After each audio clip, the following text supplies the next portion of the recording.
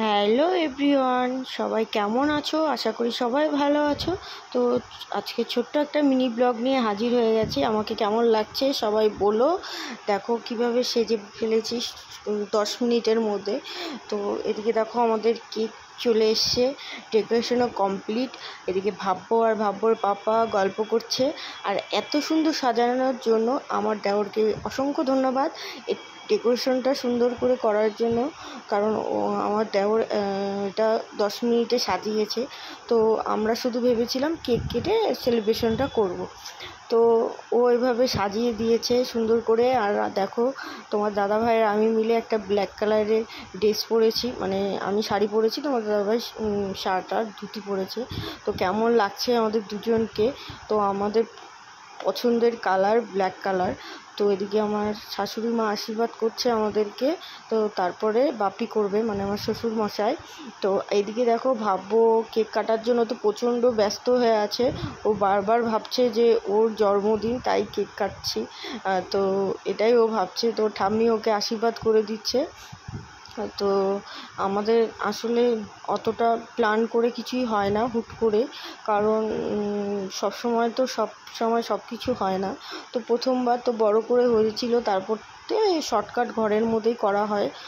তো ভেবেছিলাম একটা কুর্তি পরে কেকটা কাটিং করব। তো পরে আবার ভাবলাম, মাও বলছিল যে একটু শাড়ি পর, ফটো টটোও তুলতে পারবি একটু।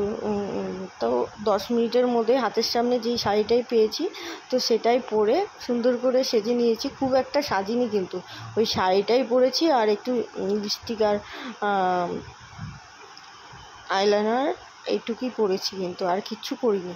তো যাই হোক, বাপিও আশীর্বাদ করে ফেললো আমাদেরকে। তো আশীর্বাদ করে কিন্তু গিফটও পেয়েছি খুব সুন্দর একটা। তো যাই হোক, এদিকে দেখো এখন কেক কাটিং হবে। ভাইকে বলছি ফটো ভিডিও দুটোই করো, কিন্তু আবার না হলে আমি তোমাদের সাথে কি শেয়ার করব। তো যাই হোক, আমার দেওর সবসময় ক্যামেরার উল্টো দিকে থাকে। তো ওকে যতই ডাকবো তত আসবে না ফটো তোলার জন্য। তো যাই হোক, ভাব্বো তো প্রথম থেকে কেক খাওয়ার জন্য এত ব্যস্ত, কিন্তু শেষে কিছুই খায় না। ও আসলে বাচ্চাগুলোই এরকম টাইপেরই হয়। তো এই দেখো মুখ কীভাবে সরিয়ে নিচ্ছে। তো আমরা দুজনকে কেক খাইয়ে দিচ্ছি। তো গিফট পেয়েছি সেটা তোমাদের সাথে শেয়ার করব। তো এটা আমার পরনেই আছে, কিন্তু বুঝতে পারছো কি না সেটা জানি না। তো সেটা আমি তোমাদেরকে লাস্টে দেখিয়ে দিব। তো কেক খাওয়া তো অনেক হলো। এখন রাতে আমাদের কি ছিল মেনু জানো? ফ্রাইড রাইস আর মাটন কষা। তো এই রান্নাটা কিন্তু আমি রান্না করেছি। তো খাওয়া দাওয়ার শেষে আমার ভিডিও করার কথা মনে পড়ে। তো দেখো মাটনটা আর ফ্রাইড রাইসটা ভালোই হয়েছে, সবাই বলছিল। তো আমাদের সবার সাথে ছবি তোমাদের সাথে একটু শেয়ার করলাম। আমরা এভাবেই হাসি খুশি থাকি। তো দেখতেই পারছো। আর সবাই প্রচুর আমাদেরকে আশীর্বাদ করেছো, সবাইকে অসংখ্য ধন্যবাদ। এভাবেই পাশে থেকেও সাপোর্ট করো, অনেক ভালোবাসা দিও। তো ভগবানের কাছে এভাবে জানি থাকতে পারি, প্রার্থনা করি সারা জীবন জানি এভাবেই সবাইকে নিয়ে কাটাতে পারি।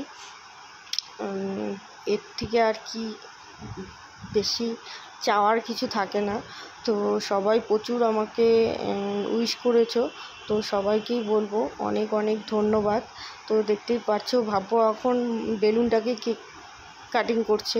তো এই যে দেখো তোমাদেরকে দেখাচ্ছি আমার গিফটটা কি। এই দেখো কেমন হয়েছে অবশ্যই বলো কিন্তু সবাই। টাটা।